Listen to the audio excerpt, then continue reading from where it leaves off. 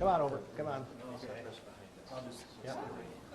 Yeah, come on over. So you're not behind the thing. Come on around. Okay, in the back of the head. Yep. All right. Going in. Come on around.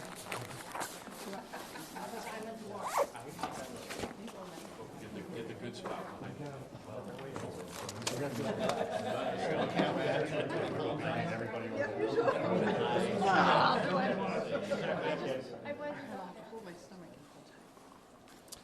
All right, good afternoon. Thank you very much for joining us. It's the beginning of a new year, and that means that the legislative Republicans are starting to talk about the bills and the bill ideas that we're going to bring forward over the course of the next month and, frankly, the next several months.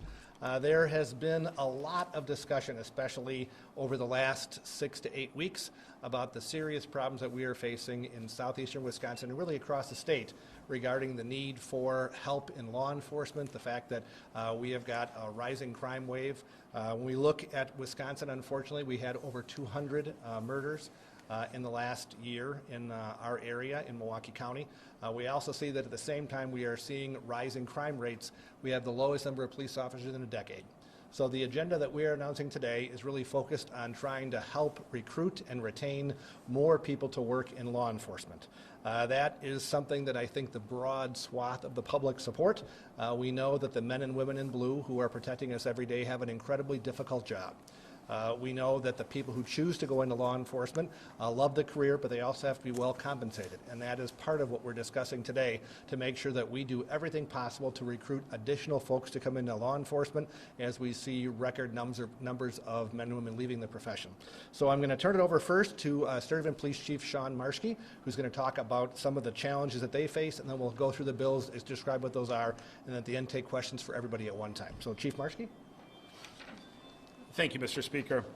And good afternoon, and thank you for attending today's press conference. My name is Sean Marshkey. I am the Chief of the Sturtevant Police Department and the past President of the Wisconsin Chiefs of Police Association. We stand here today that action is needed now. Currently in Wisconsin, we have the lowest number of law enforcement officers working in a decade, and this trend is nationwide. Simply stated, communities throughout Wisconsin may experience a greater risk of crime if something is not done now. This is a harsh but true reality. These bills are being introduced because the retention and recruitment crisis does not differentiate between a small community or from rural or urban communities. We believe that these common sense proposals will assist us in providing the tools to keep our communities safe. We hope that the members of the legislature support and join our efforts and sign on to these bills. We urge their support and the support of Governor Evers in signing these bills into law. The citizens of Wisconsin must know our state understands keeping them and our communities safe is a top priority.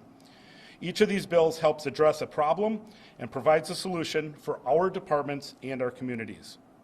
We also want to thank the authors of these bills and the representatives that stand before us today in helping address several issues facing our state, with the greatest challenge being recruitment and retention of qualified officers. Thank you. Next up, Andy Wegner from the Milwaukee Police Association will talk about the fact that we have all worked together. This was a joint effort by the Police Chiefs Association, the sheriffs, the deputies, the police union, to come up with proposals that we hope can get through the legislature. So, Andy.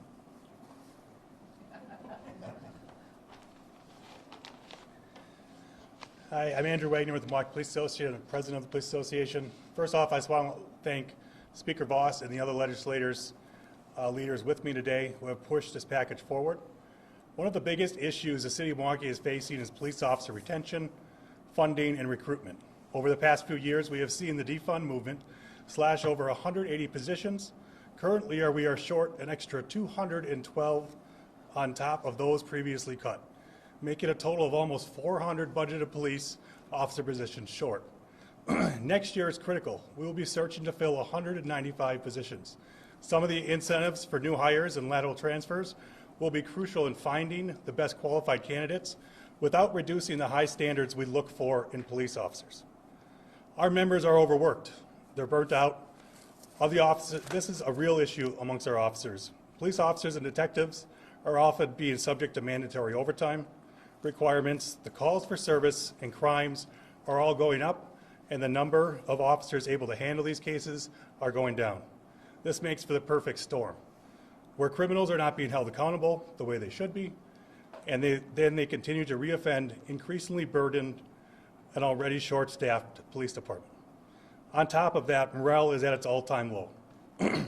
Day after day, officers are remaining professional, have answered the call to show up during a pandemic, and have sacrificed holidays, children's birthdays, and numerous family events. They have done this because each of them has a calling and a duty to put themselves last and their communities first. In return, though, they do not feel supported. If they make any kind of human error, they feel their department and their community will turn their back on them. Something must give. Our officers need help. They need help in the form of community support. They need help with funding to gain access to equipment and training. And most of all, they need help in the form of new officers to be able to get back to a point where we can decrease the crime rate. One example is our homicide clearance rate. We were once touted in Milwaukee as leading the nation with clearance rates in the 90%. Now, we are faced with a shortage of 47 detectives, about a quarter of our detective bureau, and a clearance rate below 50% in homicides. We believe these bills are a great step to addressing some of these issues. We appreciate the help from our leaders who stand beside us today. We have all seen the repercussions of the defund movement. The defund movement has spiked our violent crimes and left many human casualties in its wake. It's time we properly fund and staff police departments again. It's time the true narrative is heard, where police are needed and wanted and are protectors of our communities.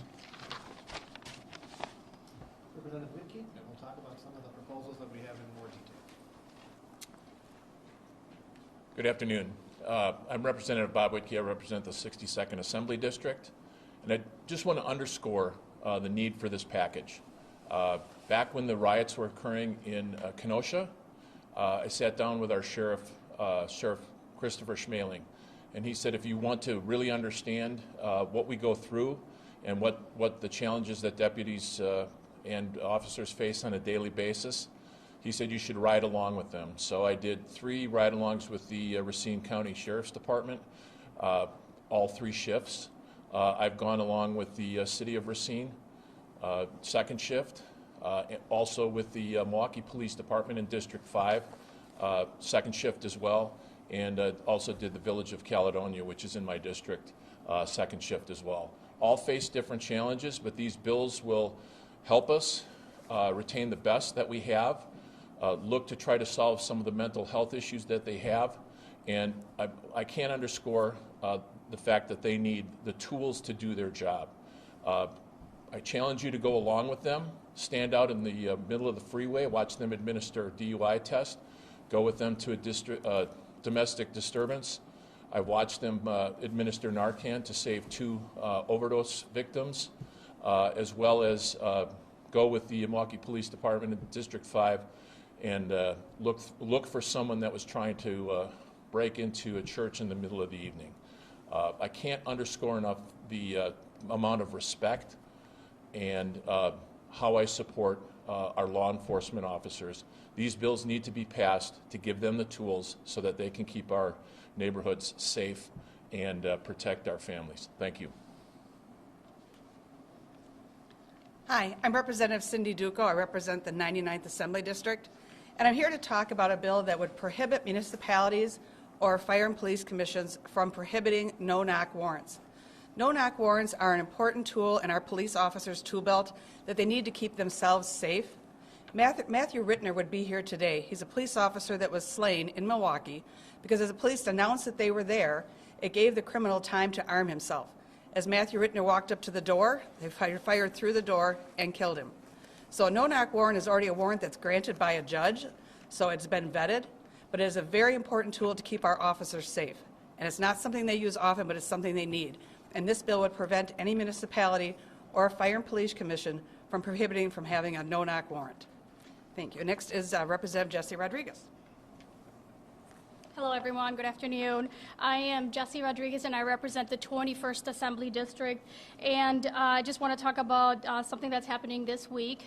This Sunday, January 9th, is Law Enforcement Appreciation Day.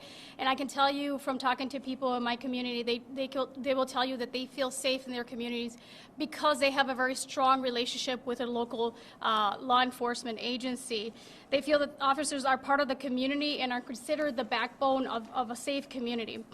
There are many stories that go untold by the media about the hundreds of men and women who put the uniform on every day, protecting our communities and admirably serving the public. So on January 9th, we ask that you support our law enforcement. And you can do this by either wearing blue clothing, send a card of support to our local law enforcement agency, share a story about a positive law enforcement experience on social media. You could also ask children to, in your community, to write letters of support to law enforcement and participate also in the Project Blue Light by proudly displaying a blue light on your front porch. And most importantly, if you know someone who is an officer, thank them for the work that they do. I know that every time that I've talked to my local departments, they have told me that they feel really appreciative when people in their community send letters and cards of support for them. Thank you. So last summer, I also did a ride-along in Sturtevant where I had the opportunity to spend some time with officers on the road and hear about the challenges that they've had. I think it's important for us just to reiterate how incredibly valuable and appreciative every single citizen is for the job that the men and women in law enforcement do to protect us every single day. The traditional idea of protecting from a criminal is not the majority of what actually police officers do. They deal with domestic disturbances. They deal with all kinds of incidents that really fall onto their shoulders to help make sure that a community is safe and that people get the attention that they deserve. So late last summer, the Chiefs of Police Association came to my office and talked about some of their agenda items and things that they wanted to bring forward as a way to help deal with some of the challenges that they face. To their credit, and I really want to say thank you to the Chief of Police Association, the Badger Sheriffs, law enforcement, the MPA, and also Franklin Police Chief Oliva for hosting us here today. But they really did a great job in saying, let's put our nose to the grindstone and find things that would make a real difference to people who are in law enforcement. So the bills that you'll see here today are a collaborative effort working together to try to say what would have the biggest bang for the buck. So the package that we're offering today will have specific bonuses that we are offering for individuals who are in law enforcement. If you're in law enforcement right now, you would receive up to $2,000 bonus for being on the job. If you are somebody who's a new hire or thinking about going into law enforcement, we would actually give a recruitment bonus for every single person who comes onto the force. If you're living in another state like Illinois or Minnesota and you feel that they are not doing enough to support law enforcement, we've also got an effort that will help to recruit people from other states to come to Wisconsin to help fill some of these unfilled jobs. We also know that we have to do more to promote the positive aspects of what police do. So we're also creating a grant program with the Department of Justice and WEDC, our economic development arm, to bring people to the state of Wisconsin to help fill those law enforcement positions. And we're also offering the opportunity for school districts to do a positive campaign where they will teach about how to interact with law enforcement so that hopefully we have fewer negative interactions and people have more respect for the incredibly difficult job that police officers do. The total cost of the package is about $25 million, and we are hoping to use federal funds that have come in through the pandemic because the people who have dealt most directly with the pandemic in many ways has been law enforcement, who has dealt with the mental health challenges, all of the increase in crime that's occurred partly from COVID, but partly from the ramifications of actions taken because of COVID.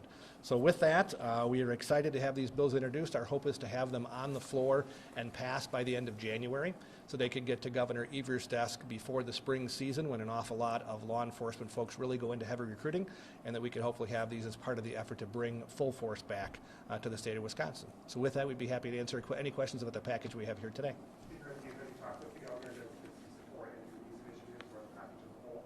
We have not yet. We're announcing that today. My hope is that Governor Evers would take a serious look at these. I know in the past he has had a problem with anything that spends federal dollars, but I think on something that is so directly related to public safety, it makes perfect sense for us to use those one-time dollars for the bonuses. It's really a pilot program. The assumption would be is that if the pilot program shows that it works, I, for one, and I think many of my colleagues would join me in saying this should be a permanent item that we look at to help law enforcement recruit going forward. But we wanted to try a pilot program for a year or two using those one-time federal dollars to show that it can work and hopefully get us back up to full force. As I understand it, using ARPA funds wouldn't need these to be in law, correct? You could just go to Governor Evers and ask him to pass this through ARPA funds since he has that authority. Why not just go to him first and see if you can find common ground without going through the legislative process? So we all believe that no one person should have control over those federal dollars. It's a quirk in state law that allows Governor Evers to have unilateral control. But we really think that the best policies and the best laws that are passed are done through the legislative process where you have a committee hearing. You work with the police chiefs. You kind of bring folks in and say, hey, you have a good idea, but here's a way to make it better.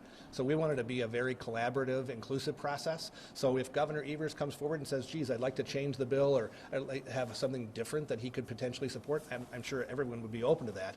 But I don't really want to focus on just convincing one person. I'd rather have broad, public, bipartisan support with lots of folks involved instead of just one person. In the past, when you've passed these bills dealing with ARPA funding, he's vetoed them. He says you're trying to take away his authority. What's going to be different with this package that he's actually going to sign? Well, just because, you know, I heard this a lot last year when we passed the budget as well. If you don't involve Governor Evers, he's never going to sign it. And at the end, Governor Evers had almost no input into the state budget, but still signed it with record tax reductions and investments in public schools and in health care. So I think this is another prime example. We're going through a very elaborate process. We took time, we listened, we talked to everybody in law enforcement. Governor Evers hasn't really done the same kind of outreach, so we did it for him. And I think that's the possibility where if he would come to us and say, geez, I'd like to take a look and have some potential changes, we would look at that. But the idea, again, is for us to show what's important to the Assembly Republicans today, and that is showing support for law enforcement. I think many of us have friends or family or good friends, acquaintances, who are in law enforcement. And it is a really tough time right now to be in law enforcement. I know when I met with the police chiefs, they would say that normally when you have an open position, you would have up to 100 or 200 people applying for those open spots. Now they're down to getting several dozen because there has been so much negativity surrounding folks in law enforcement.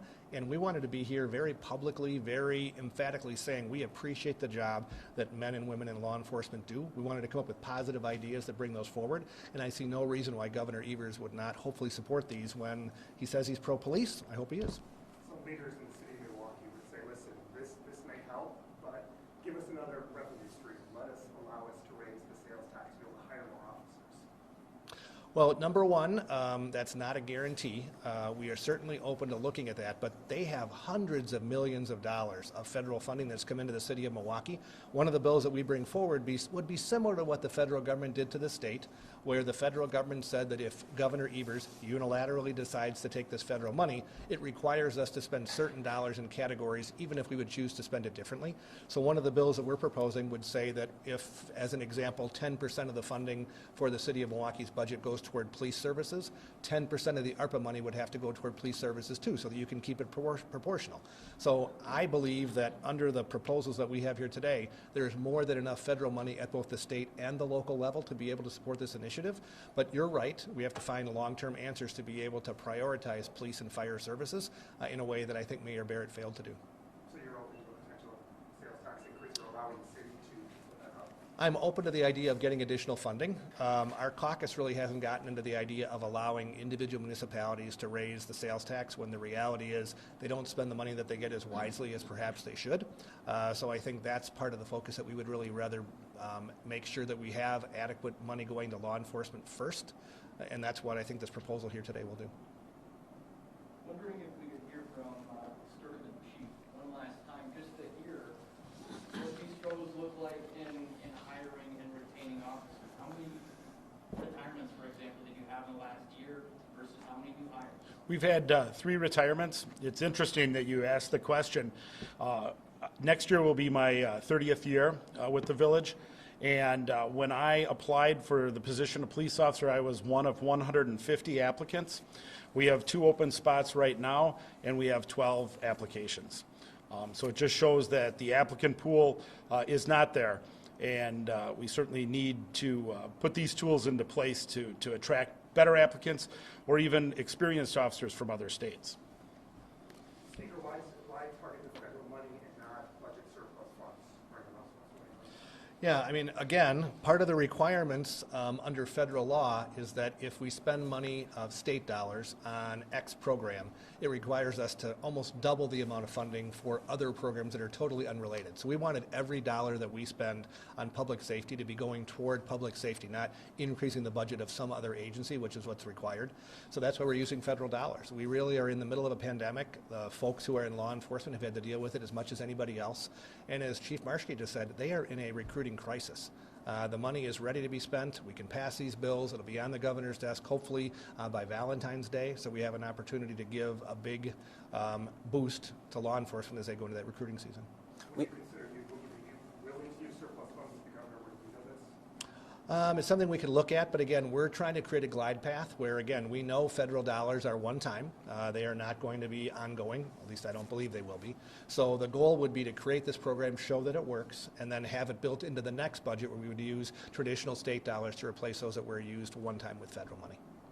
I mean, $2,000 is going to help recruit an officer, but we're talking about the salary as well. In Milwaukee, saying he mentioned the sales tax, but also Mayor Barrett's pushed for increasing shared revenue, things like that. They've been pushing for years and years and years, said nothing's happened. Now you'll have a fresh face in the mayor's office. What other options are there to help Milwaukee hire more police officers? Yeah, well, number one, we have to make sure that we show support and that we value the police. Maybe I could let the MPA talk about it. I mean, I've seen that the Milwaukee City Council, they have hundreds of millions of dollars of federal money that comes in, and maybe you could talk about how much is being spent out of those hundreds of millions of dollars on supporting the police. I think the number is pretty close to zero, right?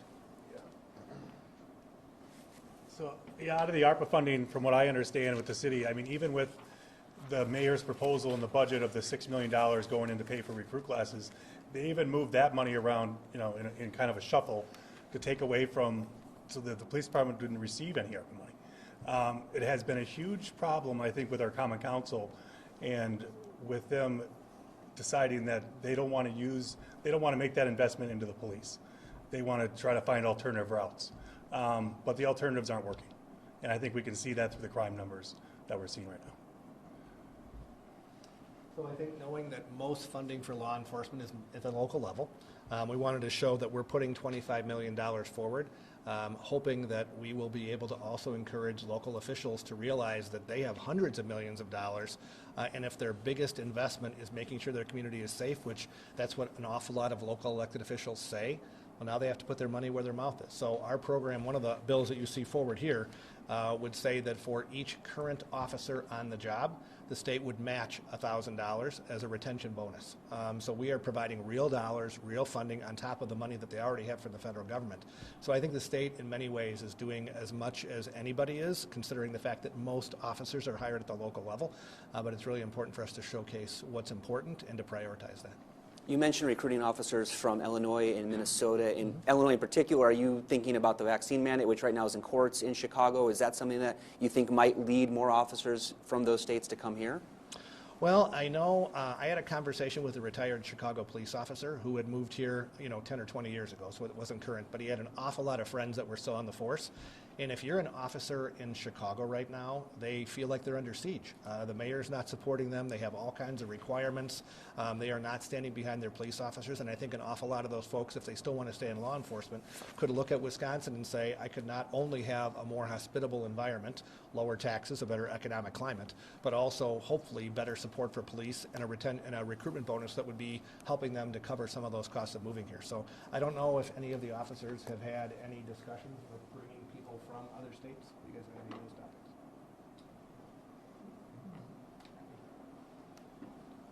topics? Fortunately, we've been very successful in recruiting officers from other states and lateral transfers from within the state. That's been our saving grace. Started 2021 with 11 vacancies and had a couple more throughout the year. It took me until late December to actually fill all those positions. The city actually added a police officer position effective January 1st, 2020. That position wasn't filled until December of last year, 2021. So that's how long it took. like was mentioned, the applicants have become fewer, and I think in general, less quality applicants, very disturbing. So it's been a challenge to find good people, and we were fortunate. Our city was very gracious in coming up with some of their own incentives for officers from other departments to come to our department, and that's helped. So I think this is an excellent program, bill regarding getting bonuses to outside officers and have them look at Wisconsin, look at our department in law enforcement. Because I know nationwide, especially big city departments, officers are retiring, quitting at an alarming rate, and it's unfortunate for society. And I think a lot of these officers are still good officers, and I would find a second life here in Wisconsin, because I believe Wisconsin has top-notch law enforcement. We have great departments, and I believe that they will find serving as law enforcement officers in Wisconsin to be a very fulfilling, enjoyable experience. So I look forward to these type of incentives. All right, thanks, everybody. Who is that? Dave, maybe we have one more. So everything Chief Oliva talked about is great. The thing that you see up here is onboarding. When you hire a cop, it's not just recruiting and getting them in. So now we have to send them to a 720-hour recruit school. I've done that in my agency. I'm an agency of 14 full-time, very small. So now I have to wait. I have an officer that's going through Recruit Academy, 720 hours. Then they graduate that successfully, 3 months of field training, and hopefully they successfully pass that as well. So you're literally looking at 10 months, $5 grand, equipping, training, all the things that you require. A lot of departments are going to contracts requiring an officer or an applicant to sign a 3-year at the offer of employment or 5-year, whatever the term is, that if they leave, that they're going to have to return that funding to the community for those onboarding costs. I don't personally like that, but going through what we've gone through with this crisis of basically hiring people in a small agency, it's killing us. It's just really hard, and I'm very, very lucky that I have the staff that I have, but I have a very young crew now. I've had retirements. I've had officers that just left the profession altogether right in their prime.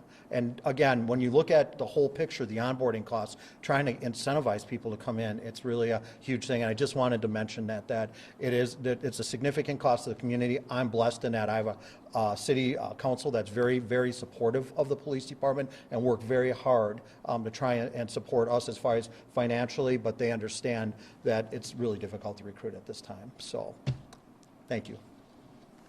Thank you all for being here. Good job. Thank you very much. Thank you all for coming.